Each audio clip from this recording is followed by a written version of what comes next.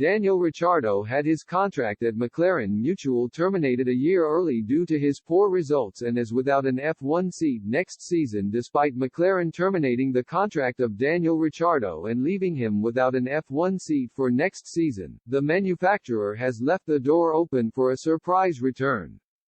The Australian was contracted with McLaren for 2023 but has suffered poor form this season resulting in his contract ending a year early. The 33-year-old, whose best result was fifth at the Singapore GP, has been unable to find an alternative manufacturer to race for next season, leaving him without an F1 seat. Ricciardo has been rumored to be in talks with Mercedes and former team Red Bull about being their reserve driver for next year, and the Australian hopes to be back in an F1 seat full-time in 2024.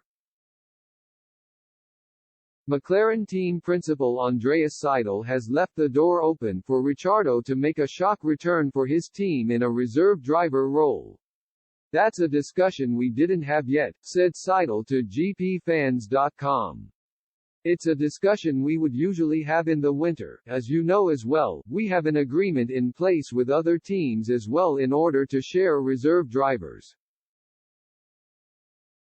Again, there is absolutely no hard or bad feelings between Daniel and us and therefore anything is possible." Ricciardo, who has 8 F1 victories to his name during his career, finished third in the World Championship overall while driving for Red Bull in 2014 and 2016. Despite taking victory at the Italian GP last year for McLaren, he has failed to replicate that performance this season.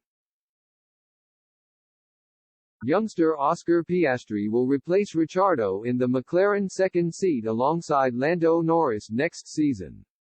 Seidl accepts that the team will miss having the Australian in their paddock and they want to maximize the last 2 races on this year's championship to finish on a high. He added, "It is clear that with Daniel leaving the team, we are losing not just a great driver but also a great personality and he will be deeply missed in the team.